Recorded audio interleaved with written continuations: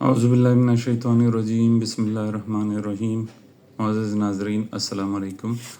میرا نام ڈاکٹر سلیم خان مروت ہے اور میں روزانہ آپ لوگوں کے سامنے حاضر ہوتا ہوں اور کوئی نہ کوئی موضوع لے کر آپ لوگوں کے ساتھ بات کرتا ہوں، اور میرا مقصد یہ ہوتا ہے کہ میں آپ لوگوں کو مختلف قسم کی ذہنی اور نفسیاتی امراض کے بارے میں شعور اور آگاہی دوں۔ تو کچھ دن پہلے میں نے ایک موضوع پر بات کی تھی کہ ایبٹ آباد سٹی میں، یعنی ہمارے اس خوبصورت شہر میں چرس کی وبا پھیلی ہوئی ہے اور ہمارے نوجوان اور ہر عمر کے لوگ جو ہیں اس کا بری طرح شکار ہو رہے ہیں۔ تو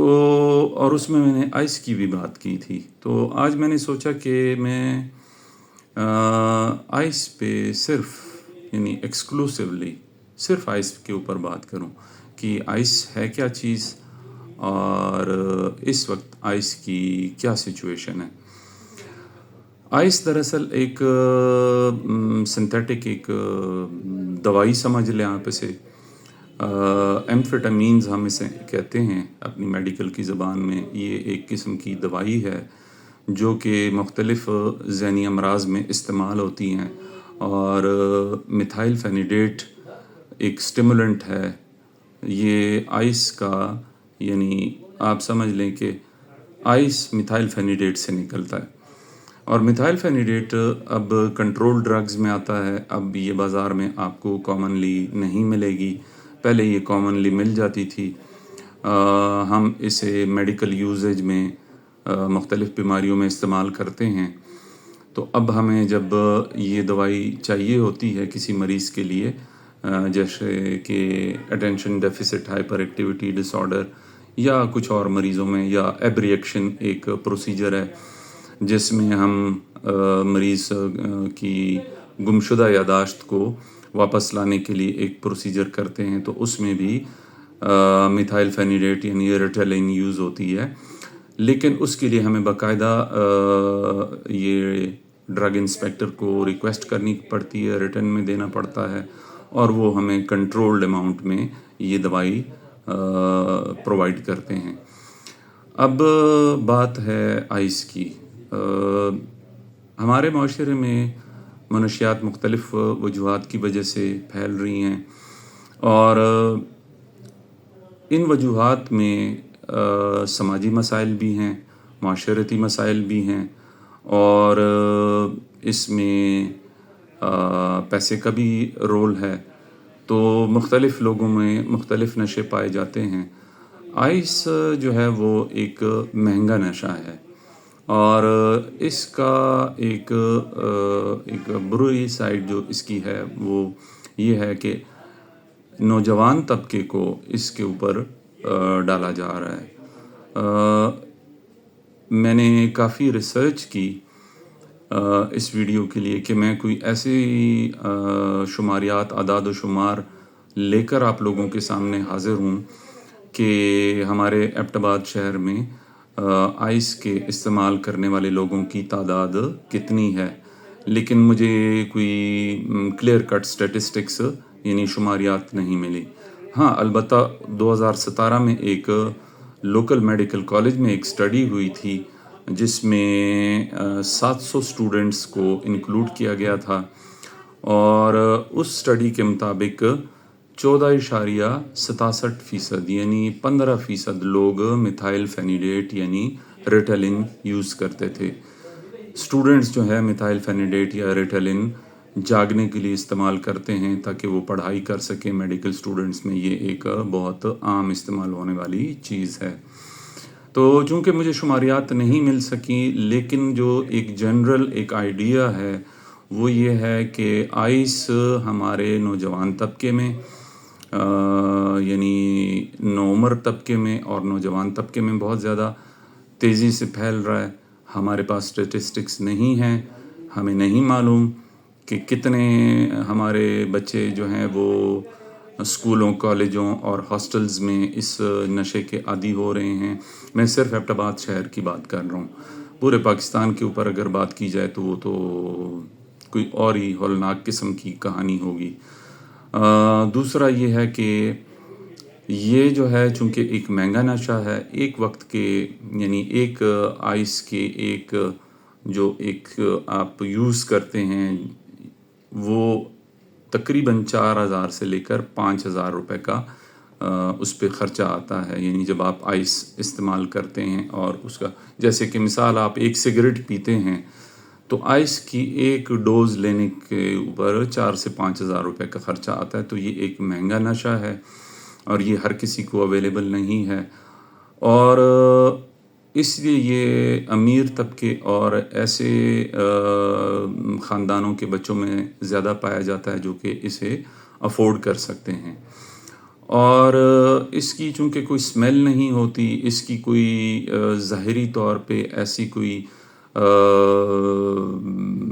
علامات نہیں ہوتی کہ جس سے پتہ چل سکے کہ یہ انسان آئس کا استعمال کرتا ہے۔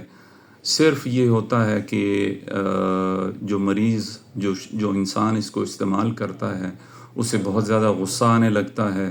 وہ نیند نہیں پوری کرتا، ساری ساری رات جاگتا رہتا ہے،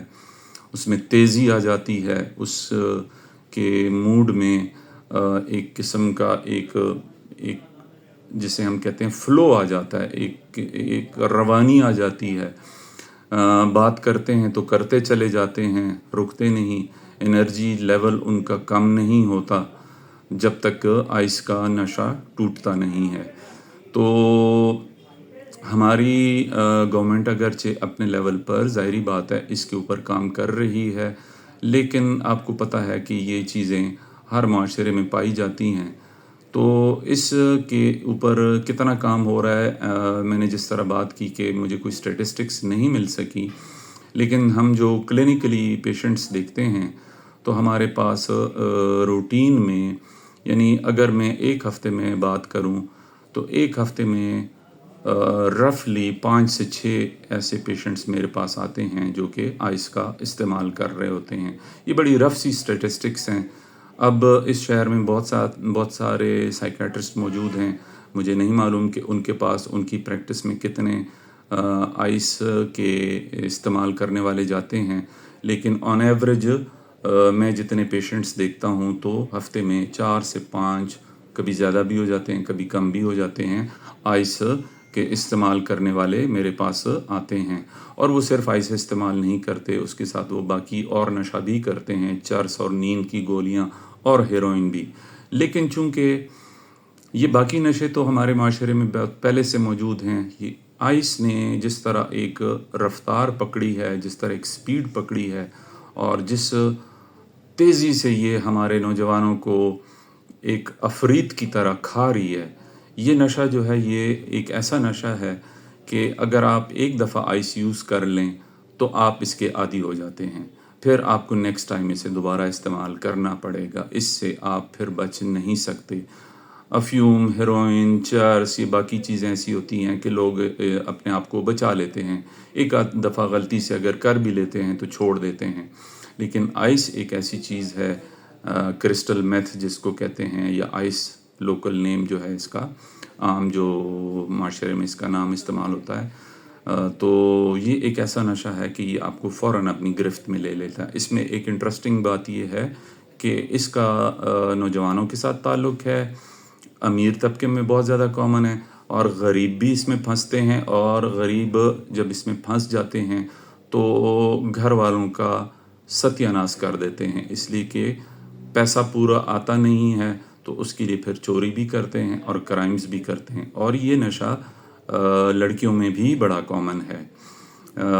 ایسے کیسز بھی سامنے آتے ہیں کہ جس میں بچیاں اس نشے میں مبتلا ہیں۔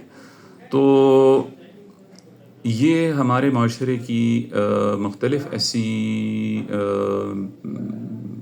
میں ان کے لیے اب مجھے مناسب لفظ نہیں مل رہا، ایسی تکلیف دہ بیماریاں ہیں، میں اسے لعنت نہیں کہنا چاہتا، یہ ایک تکلیف دہ بیماری ہے، ایک میں کہوں گا کہ شاید یہ روحانی بیماری ہے کہ جس میں ہمارے نوجوان بچے مبتلا ہو رہے ہیں، اور ہم بے بس ہیں، اور ہمارے بچے ہمیں پتہ بھی نہیں اور وہ اس نشے کے عادی ہیں۔ تو جس طرح میں اپنی ویڈیو کے آخر میں کہتا ہوں کہ اپنے ارد گرد لوگوں پر نظر رکھیں، اپنے بچوں پر نظر رکھنی چاہیے، اپنے بچوں کے بارے میں سوچنا چاہیے، ان کو دیکھنا چاہیے کہ ان کو کوئی غلط چیز تو نہیں استعمال کروا رہا۔ اور معاشرے میں اگر آپ کو یہ برائی کہیں نظر آتی ہے تو آپ اتنا تو کر سکتے ہیں کہ اپنے بچے کو وہاں سے دور کر دیں، اس کو اس ماحول سے نکال دیں، اس کو ان لوگوں سے ملنے نہ دیں۔ اتنا چیک اینڈ بیلنس آپ اپنے بچوں پر رکھ سکتے ہیں۔ باقی ہمارے ادارے، قانون نافذ کرنے والے ادارے اور بہت سارے آرگنائزیشنز اس پہ کام کر رہی ہیں اپنے لیول پہ۔ تو میری دعا ہے کہ ہمارے اس خوبصورت شہر کو اللہ پاک اس لعنت سے بھی نجات دلا دے۔ یہ سماجی برائیوں میں سے ایک برائی ہے۔ میں نے پچھلی ویڈیو میں بھی کہا تھا کہ ڈرگز ریہیب سینٹرز ہیں، وہ وقتی طور پر تو ان بچوں کا علاج کر دیتے ہیں، لیکن جب وہ واپس جاتے ہیں تو مختلف نفسیاتی اور سماجی وجوہات کی بنا پر وہ دوبارہ یہ نشہ شروع کر دیتے ہیں۔ تو اس پہ ہمیں مل کر کام کرنے کی ضرورت ہے۔ ایبٹ آباد ایک خوبصورت شہر ہے، ایبٹ آباد کے لوگ پرامن لوگ ہیں، ایبٹ آباد کے لوگوں نے ہمیشہ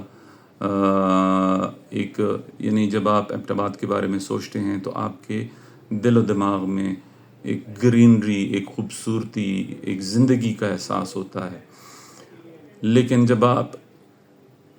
اس کے ساتھ ان چیزوں کو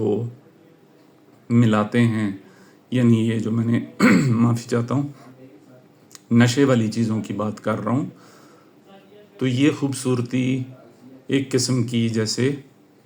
بدصورتی میں بدل جاتی ہے۔ اور ہمیں اس پہ کام کرنا چاہیے کہ ہم اپنے اس شہر کی خوبصورتی کو اور اس کے امن کو اور اس کی جو سیرینٹی ہے، جو اس کا ایک سکون ہے، وہ واپس آ جائے۔ اور ہمارے بچے، ایبٹ آباد کہتے ہیں کہ اسکولوں اور کالجوں کا شہر ہے، تو ہمارے بچوں کو یہاں پہ تعلیم حاصل کرنی ہے اور ہمارے بچوں کو اس ملک کی ترقی میں اپنا رول پلے کرنا ہے۔ تو ہمیں انہیں ان لعنتوں سے بچانے کے لیے پوری کوشش کرنی چاہیے۔ ہم بطور سائیکیٹرسٹ اس پہ کام کر رہے ہیں۔ آپ بطور پیرنٹس، بطور اساتذہ،